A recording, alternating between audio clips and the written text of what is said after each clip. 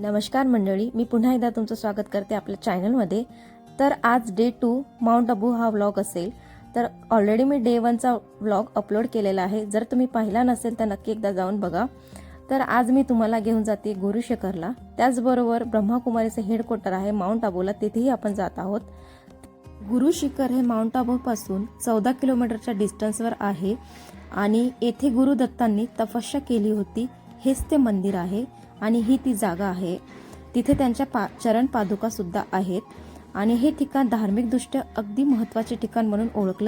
जेव्हा तुम्ही वर 300 पायऱ्या चढत जाता तेव्हा तुम्हाला भरपूर असे शॉप्स जाताना अवेलेबल आहेत आणि भरपूर असे खाण्याचे स्टॉल सुद्धा तिथे अवेलेबल आहेत। रेस्टॉरंट असो किंवा छोटे मोठे खाण्याचे शॉप्स सुद्धा देखील अवेलेबल आहेत। सगळ्यात आधी तर तुम्हाला दत्तात्रयांचं मंदिराचं दर्शन होईल आणि हे ते मंदिर आहे। त्याचबरोबर थोडं वर ट्रेक केल्यानंतर तुम्हाला चरण पादुका जिथे आहेत ते मंदिर दिसेल आणि हे ते मंदिर आहे आणि खूप छान व्ह्यू आहे इथून सुद्धा। इथे आहेत चरण पादुका गुरुदत्त यांच्या। वर गेल्यानंतर अगदी सुंदर असा व्ह्यू आपल्याला पाहायला मिळतोच।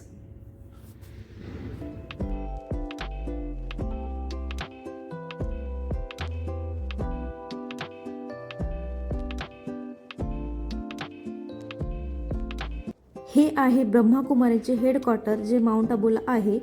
येथे तुम्हाला ध्यान, आत्मज्ञान आणि सकारात्मक विचार व नैतिक जीवनशैली शिकवण्यात येते। सगळ्यात आधी तर आम्ही त्यांचं डायमंड हॉल पाहिलं। अगदी प्रशस्त असं डायमंड हॉल हे होतं।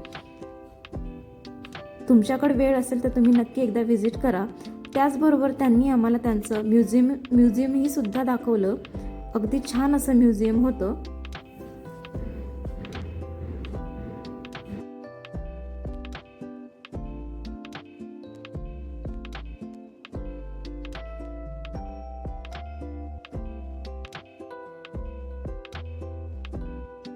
सगळ्यात लास्ट आपण जात आहोत सनसेट पॉइंटला। तुम्हाला जर इथे जायचं असेल तर तुम्हाला किमान 1 किलोमीटर तरी चालावे लागेल किंवा तिथे हॉर्स रायडिंग सुद्धा अवेलेबल आहेत। तुम्ही स्कूटी किंवा तुमची पर्सनल कार त्या एरियामध्ये नेऊ शकत नाही। तर जर सनसेट पाहायला जर तुम्हाला आवडत असेल नक्की या स्पॉटला व्हिजिट करा। अगदी छान असा सनसेट तुम्हाला इथून पाहायला मिळतो। तर हा व्हिडिओ तुम्हाला जर आवडला असेल तर नक्की माझ्या व्हिडिओला लाईक करा आणि माझ्या चॅनलला जर तुम्ही आत्तापर्यंत सबस्क्राईब केलं नसेल तर चॅनलला सबस्क्राईब करायला मात्र विसरू नका। भेटूयात पुढच्या व्लॉगमध्ये।